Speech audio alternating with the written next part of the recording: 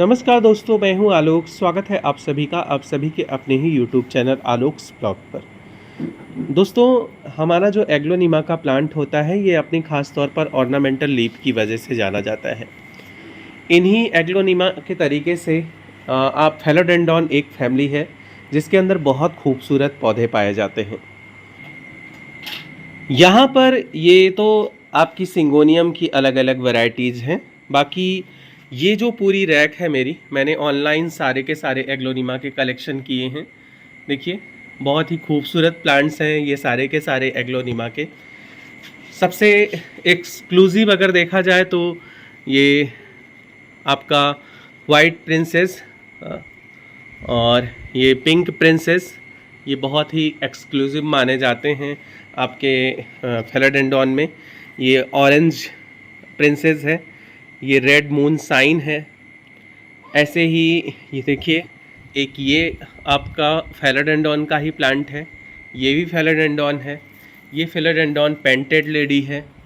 और इसी तरीके से फेलोडेंड्रॉन की जो क्रीपर वेराइटीज़ हैं, जैसे ये ऑक्सीकैडियम, ऑक्सीकैडियम ग्रीन, ऑक्सीकैडियम वेरीगेटेड, ऑक्सीकैडियम नियॉन, और ये है आपका चॉकलेट, पता नहीं क्या करके बोला जाता है इसको। इसे मैंने तो ऑफलाइन नर्सरी से लिया था। और यहाँ पर ये आपका सिलोन गोल्ड है। तो ऐसे ही फेलोडेंड्रॉन में बहुत सारे पौधे पाए जाते हैं। यहाँ पर ये फेलोडेंड्रॉन की एक बहुत ही खूबसूरत वैरायटी है जिसे फेलोडेंड्रॉन बर्किन के नाम से जानते हैं। फेलोडेंड्रॉन बर्किन में वाइट और ग्रीन का कॉम्बिनेशन आता है। वाइट, पिंक और ग्रीन, इसका भी एक ट्रिपल कॉम्बिनेशन आता है। मेरा ये पौधा एक छोटे से पॉट के अंदर लगा हुआ था। ये पौधा जो है ये 8 इंच का गमला है, इसके अंदर लगा हुआ था। और इस 8 इंच के गमले की मिट्टी पूरी ऊपर तक भर के आ गई थी। लेकिन देखिए इसमें रूट्स कितनी थोड़ी सी हैं। और जब रूट्स की ग्रोथ कम होती है और गमला हम बहुत बड़ा ले लेते हैं तो धीरे धीरे करके मिट्टी जो है, चूँकि अच्छे से उसके अंदर के सारे तत्वों का अवशोषण पौधा अपनी जड़ों के थ्रू नहीं कर पाता है, क्योंकि उसकी जड़ें इतनी विकसित नहीं हैं, तो मिट्टी धीरे धीरे करके अम्लीय होती जाती है। और उस अम्लीय मिट्टी के अंदर ये प्रवृत्ति होती है कि वो धीरे धीरे हमारी जड़ों को गलाना शुरू कर देती है।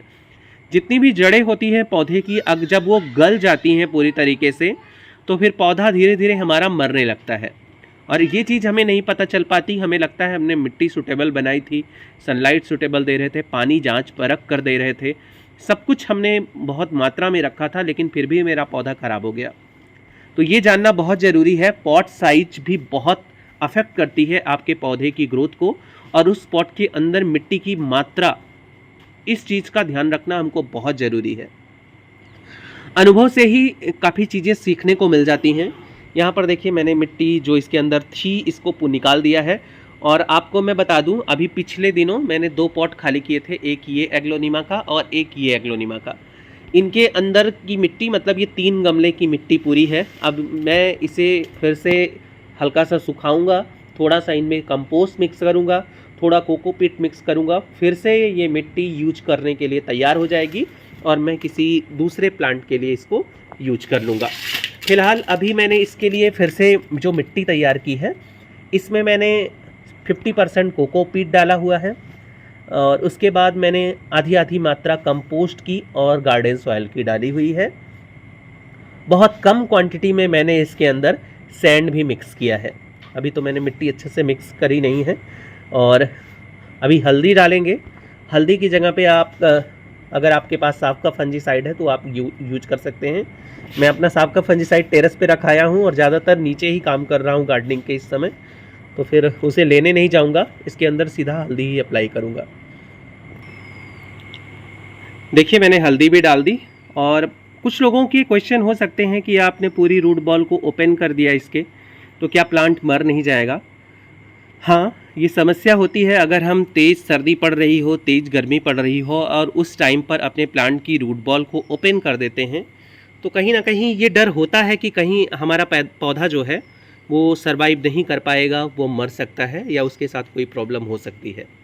लेकिन ये बरसात का जब समय होता है, बरसात में भी आप उस दिन का सिलेक्शन कीजिए जब थोड़ा बादल छाए हों आसमान में और ह्यूमिडिटी ज़्यादा हो, तो इस टाइम पर अगर आप रूट बॉल को ओपन भी कर देते हैं तो फिर पौधे के मरने के चांसेस बहुत ही कम हो जाते हैं। यहाँ देखिए मैंने ठिकड़ी से यहाँ ऊपर वाले सारे ड्रेनेज होल को ढक दिया, नीचे वाले ड्रेनेज होल ओपन ही रखूँगा। प्लास्टिक के गमलों के कुछ ड्रेनेज होल मुझे लगता है कि मेरे हिसाब से अगर कुछ ढक रहे हैं तो कुछ ओपन भी रहने दीजिए, इससे ड्रेनेज सिस्टम और भी अच्छा हो जाता है। ये देखिए ये मिट्टी हमने इतनी भरी, पूरी की पूरी मिट्टी यूज नहीं करनी है क्योंकि इसकी रूट बॉल में इतना डेवलपमेंट है ही नहीं कि हम इस पूरी मिट्टी को इसके अंदर डाल दें। तो ये साइड से मैंने यहाँ पर भरा और थोड़ी सी ही मिट्टी और डाल दिया, बस अब ये इनफ है इसके लिए, इतनी मिट्टी ही काफ़ी है इसकी ग्रोथ में। ये बच गई है, इसे हम जो बचा हुआ मेरे पास मिट्टी का एक ढेर है उसी में डाल दूंगा।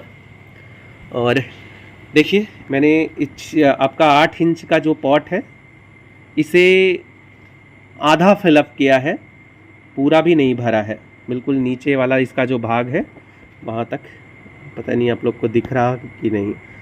तो पौधे की साइज़ के हिसाब से ही उसको मिट्टी दीजिए, बाद में जब उस रिक्वायरमेंट उसकी आपको लगे कि हाँ अब इसकी रिक्वायरमेंट बढ़ रही है तो आप थोड़ा बहुत सॉयल अगर जगह होगी तो ऊपर से भी डाल सकते हैं। अब एक कंपल्सरी चीज़ छोटे पौधे में जो डाली जाती है वो डाल देते हैं। ये है आपका बासाकोट, जो कि मेरे लिए बहुत ज़्यादा यूजफुल बनकर सामने आया है।